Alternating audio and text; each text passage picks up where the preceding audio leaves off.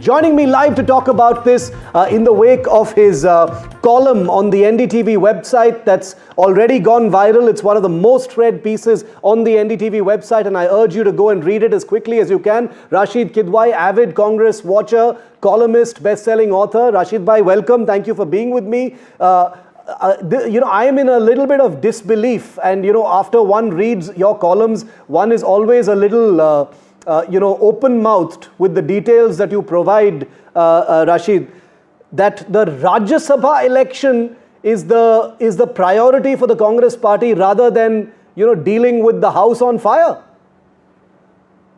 Yeah, so I think, Shiv, since, post Bihar verdict, there was a lot of speculation, particularly in media, what will happen to Congress. Prime Minister also spoke. But on the contrary, you see the Congress leadership is very well entrenched and very comfortable because, Shiv, they have this kind of thing. They can reward loyalty, and there are Rajya Sabha elections are coming. Remember, the elections are in actually April, but, sort of nominations had not take place in February. And, end of December, there is a lot of political parties observe what is considered as a inauspicious period. So this is a time, and parliament session is also coming, winter session. So this is very good time for lobbying, and that is where the carrot is being offered. That look, if you fall in line, then they will be you will be rewarded, and therefore the attention within the party, I'm saying, has deflected. Nobody's talking about accountability. Nobody's talking about what happened in Bihar. And so very quickly, I want to, through you, NDTV viewers, that look, since 96, Congress has lost many elections. There were 4, committees that were headed by A.K. Antony. And there, every time he would give a report, and that report is gathering dust.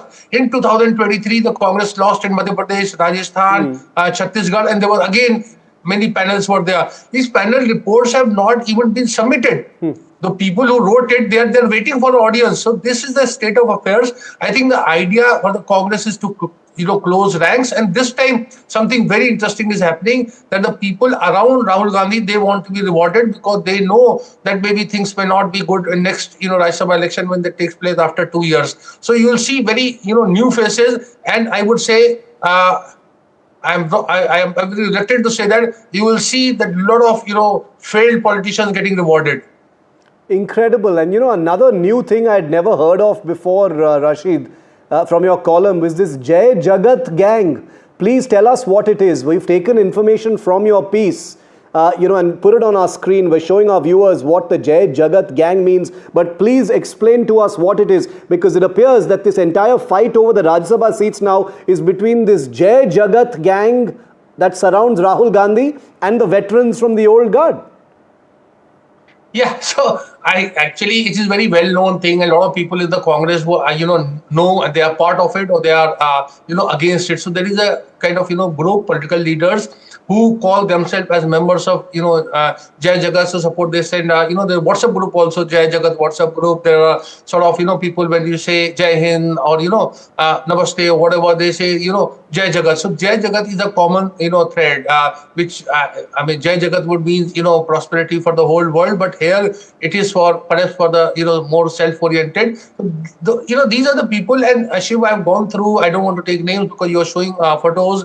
See, many of them, they believe in this kind of social justice, inclusiveness, and things that are close to Rahul Gandhi's heart. So it's like a charm circle. Now, many of them don't have roots in the Congress. They are like sort of lateral entry, and there are people who actually take some kind of pride in not being traditional khadi, topi, that kind of politician. So there's a bit of a tussle, and therefore there are many people. We all know about G23. There are a lot of people who are very unhappy.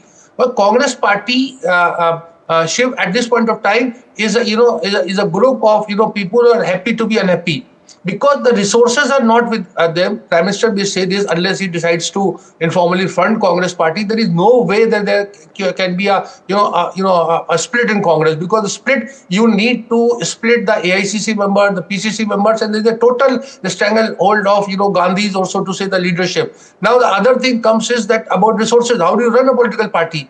Now all the resources are also with the leadership. So it's a very, I remember there was one time when the G23 was meeting, they had met at a lawyer's house, and a very prominent lawyer, you and me, we know very well.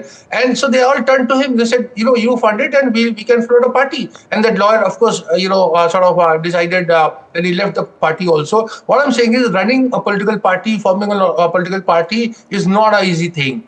Aam Aadmi Party came because of movement and all, but a party like Congress, because remember, every time Congress was in difficulty in 1969, 1977, even 1996, it split in 1960 smaller groups. But post 2014, there is no split. 150 leaders of Congress have documented them. 150 people have left in regular intervals, which is a very telling commentary. Congress is bleeding white, but the leadership is not worried. Final question, Rashid. Like the Udaipur excursion that took place a couple of years ago, is there going to be some major introspective camp or any exercise, to actually do a post-mortem of what happened in Bihar, or are we not going to see that at all? I think, Shiv, only thing I can say that you are being very optimistic. See, the Udaipur deliberations have not got out of a senior leader's laptop. So there is no discussion. It's there in his laptop, and that's it.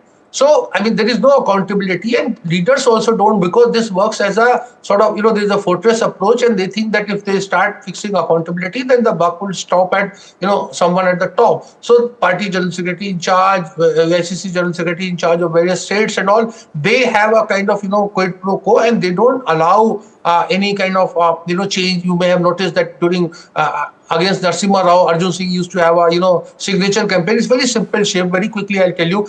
10% of AICC delegates can force a special session of AICC, which used to take place during Narasimha Rao's time. 4-5 times it happened, but not once during, Sonia Gandhi time, Rahul Gandhi time, and even Mr. Kharge, who's a president. Because Mr. Kharge's all energies are to become leader of opposition in Rajya Sabha. Bizarre it may sound, he is Congress president, but he is angling to continue his lease in as a Rajya Sabha member as leader of opposition. So if this is a state of party, then very little can be done. It's really, really quite depressing. And 2026 is a big, big election year where the Congress is is not a fringe contender. It's a big contender in all of those elections. One just wonders how battle ready it is going to be after Bihar if it doesn't really look within. Rasheed Kidwai, always a pleasure. Go to the ndtv.com website, read Rasheed Kidwai's column and all his back columns. You will get the best possible perspective on the grand old party and contemporary politics in India. Rasheed Kidwai, thank you very much for being with me tonight.